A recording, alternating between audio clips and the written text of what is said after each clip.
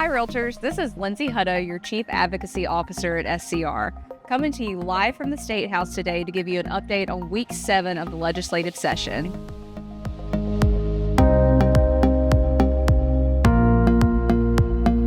The House spent their time this week on the floor working through S62, the Education Scholarship Trust Fund legislation, while the Senate spent a lot of time in committee and working on the floor on S2, dealing with the Department of Behavioral Health. Of note at the State House this week, H 3947 regarding continuing education requirements for non-resident real estate brokers and associates passed the House by a vote of 110 to 0.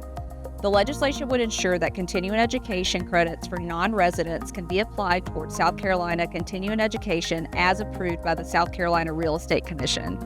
This legislation retains the Commission's ability to evaluate competency while also not penalizing those folks practicing on the border areas of the state. The bill now heads to the Senate to begin the committee process. H 3447 regarding HOA foreclosures passed the House by a vote of 110 to 2.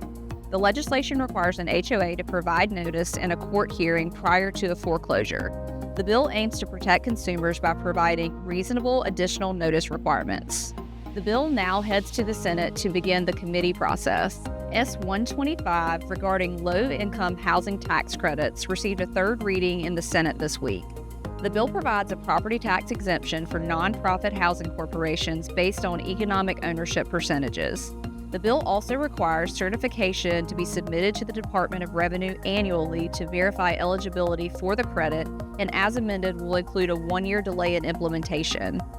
The bill now heads to the House to begin the committee review process. H 3021 regarding Small Business Regulatory Freedom Act was given a favorable as an amended report by the full House LCI committee.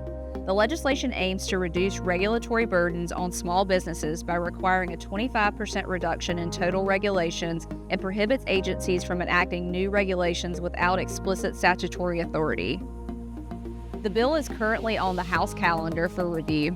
So that's it for this week. Stay tuned next week and in the weeks to come as I provide you an update on all the happenings at the South Carolina State House.